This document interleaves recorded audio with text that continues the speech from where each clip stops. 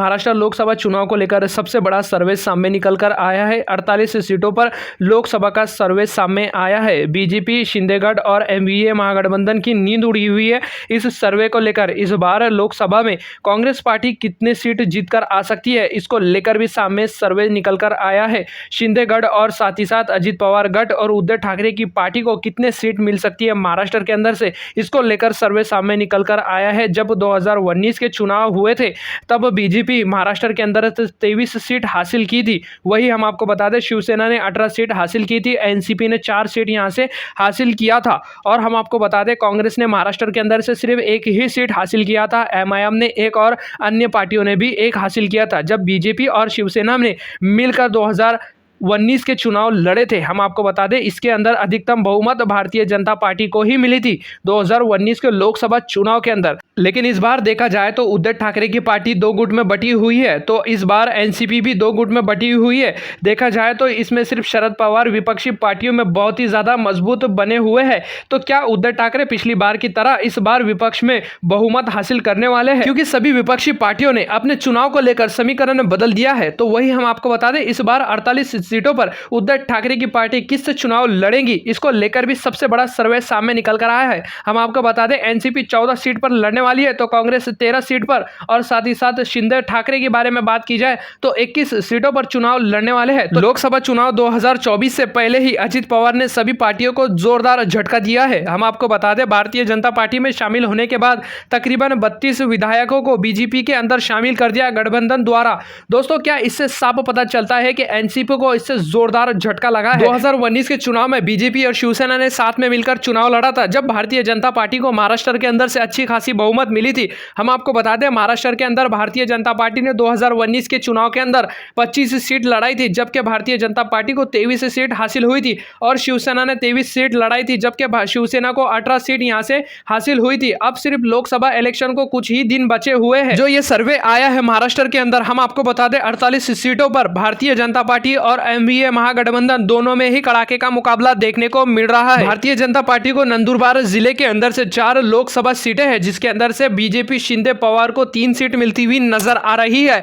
तो एनडीए महागठबंधन को देखा जाए तो 1 सीट मिलती हुई नजर आ रही है, और अन्य पार्टियों के अंदर 0 सीट मिलती हुई नजर आ रही है। अब बात करते हैं दूसरे जिले के बारे में, जो कि उस्मानाबाद जिला है। इसके अंदर 4 लोकसभा सीटें हैं, जिसके अंदर से बीजेपी शिंदे पवार को 0 सीट मिलती हुई नजर आ रही है। एनडीए महागठबंधन को 3 और अन्य पार्टी को 1 सीट मिलती हुई नजर आ रही है। अब बात करते हैं दूसरे जिले के बारे में, जो कि संगोली जिला है। इसके अंदर 8 लोकसभा सीटें हैं, जिसके अंदर से बीजेपी शिंदे पवार को 3 सीट मिलती हुई नजर आ रही है। एनडीए गठबंधन को 4 और अन्य पार्टियों के अंदर 1 सीट खाता खुलता हुआ नजर आ रहा है। अन्य पार्टियों के अंदर आप देख सकते हैं कि एमआईएम और दूसरे पार्टियों को जो है 1 सीट यहां पर मिलती हुई नजर आ रही है। रायगढ़ जिले के बारे में बात की जाए तो रायगढ़ जिले के अंदर 7 लोकसभा सीटें हैं, जिसके अंदर से बीजेपी शिंदे पवार को 4 सीट मिलती हुई नजर आ रही है। एनडीए गठबंधन को 3 और अन्य पार्टियों के अंदर 0 सीट खुलती हुई नजर आ रही है। अब इसके अंदर देख सकते हैं, रायगढ़ के अंदर से एनडीए गठबंधन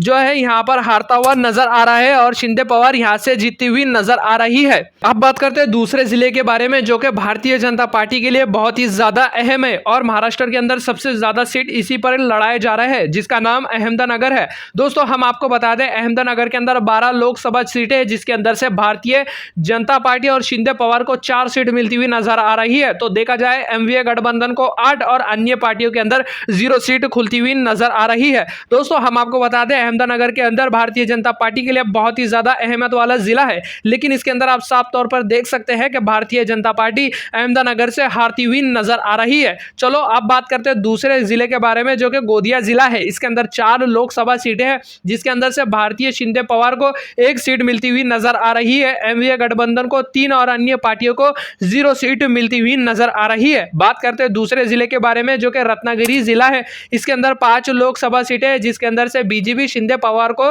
3 सीट मिलती हुई नजर आ रही है। एनडीए गठबंधन को 2 सीट और अन्य को 0 सीट यहां पर मिलती हुई नजर आ रही है। दोस्तों, अब बात करते हैं दूसरे जिले के बारे में, जो कि वाशिम जिला है। इसके अंदर 3 लोकसभा सीटें हैं, जिसके अंदर से भारतीय जनता पार्टी शिंदे पवार को 2 सीट मिलती हुई नजर आ रही है।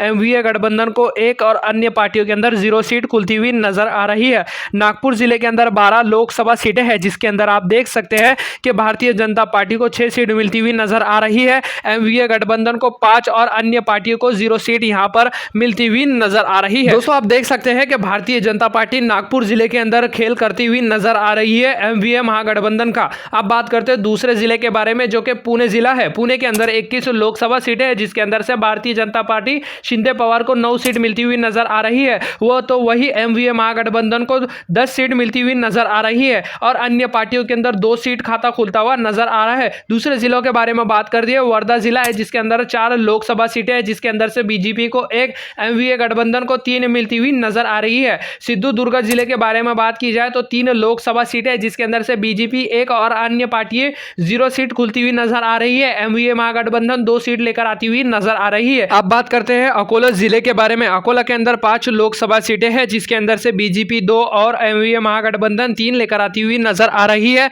और अन्य पार्टियां 0 सीट पर है। दोस्तों, अब बात करते हैं नांदेड़ जिले के बारे में। नांदेड़ के अंदर 9 लोकसभा सीटें हैं, जिसके अंदर से बीजेपी 4 और साथ ही साथ एमवीए गठबंधन जो है 4 लेकर आती हुई नजर आ रही है और अन्य पार्टी 1 लेकर आती हुई नजर आ रही है। दोस्तों, 48 सीटों के ऊपर जो लोकसभा का सर्वे सामने निकल कर आया है, इसकी वजह से बीजेपी और शिंदेगढ़ और साथ ही साथ एमवीए महागठबंधन की नींद उड़ी हुई है। दोस्तों, हम आपको बता दें, महाराष्ट्र के अंदर भारतीय जनता पार्टी अपना खेला करने के लिए तैयार है। वही देखा जाए तो इंडिया गठबंधन भी महाराष्ट्र के अंदर अपना खेला करने के लिए बिल्कुल तैयार है। दोस्तों, अब इस सर्वे के मुताबिक देख सकते हैं कि महाराष्ट्र के अंदर जो है इंडिया गठबंधन जो है अच्छी खासी रुझान पर देखने को मिल रहा है। अब देखना यह है कि चुनाव का रुझान क्या कहता है। दोस्तों, वैसे आप महाराष्ट्र के अंदर से किस राज्य से, किस शहर से हमारी वीडियो देख रहे हैं, कमेंट करके हमें जरूर बताएं। हम मिलते हैं अगली किसी नए सर्वे के साथ, तब तक के लिए जय हिंद।